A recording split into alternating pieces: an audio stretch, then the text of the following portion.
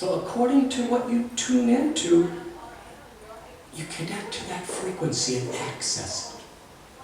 Well, within the universe today, there are so many frequencies. We don't see them. But it's amazing because you don't see the frequencies. There's hundreds of frequencies. You just press a button and it comes right on your television screen. There's the frequency of collective greed, generosity, arrogance, humility, selfish passion, selfless compassion. These energies are all around us. What are we going to tune into? What we tune into is what we're going to experience and get highly influenced by. A mantra tunes us in to the divine frequency. And there's different levels of divine frequencies too.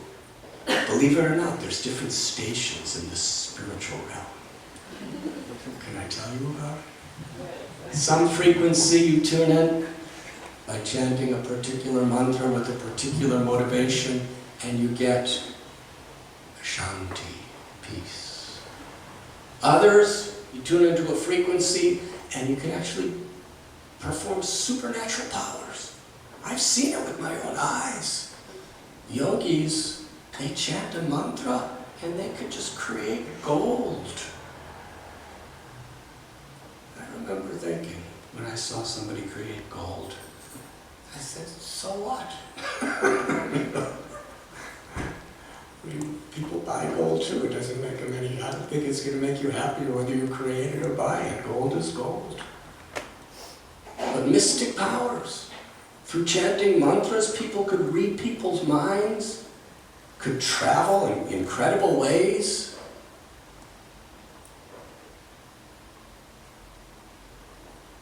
There's a spiritual frequency when we chant a mantra where we can achieve mukti.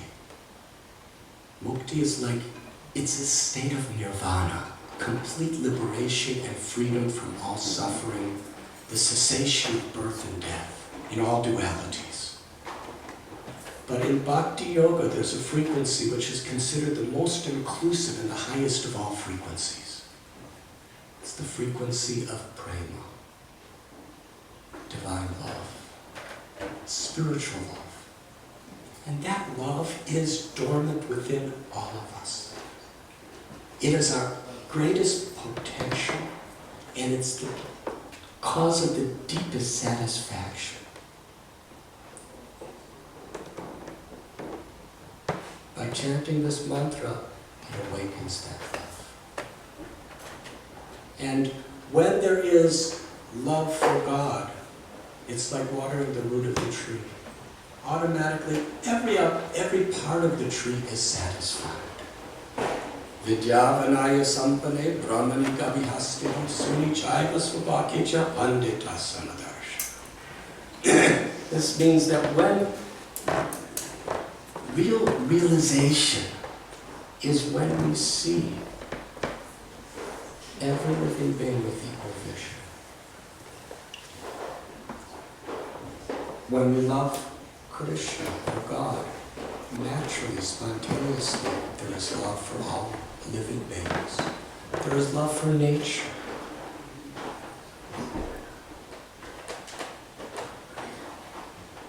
That is what Keertan is. Yes, it's enjoyable. Yes, it soothes the mind from the anxieties and the stress of life. Yes, it liberates us from so many confusions and so many unhappy situations. But beyond that, this Keertan has the potential of awakening our deepest potential, our own very spiritual essence.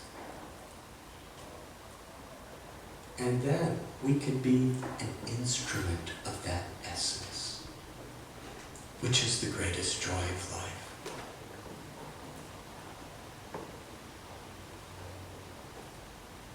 Taking just feeds the fire of our longings in life. But when we learn to find satisfaction in being an instrument in giving, there's actual fulfillment. Keertan inspires us, cleanses us, and empowers us to uncover that treasure that is within us. In the Vedic literatures, there are so many verses that describe the wonderful effects of Keertan. Nam nam akari bahuda nija sarva shaktis. My dear Lord, you have descended in the beautiful sound of these mantras, of these names. And you have many, many names. It is not a sectarian concept. In all the great spiritual traditions throughout history, there are sound vibrations, names of God that connect us to that one supreme essence within us, to that supreme, all-lovable person who is the object of every soul's love. And Lord Chaitanya, he explained, he quoted one beautiful verse, Nama Chintamani Krishna's Chaitanya Rasmika. There's no hard and fast rules for chanting the names of the Lord. Anyone can do it. A child, a scholar, a simple illiterate person, blind, playing on a little tree branch. Actually, George Harrison, he played a really nice tree branch, actually. Here in London, he met my guru and they became very, very dear friends.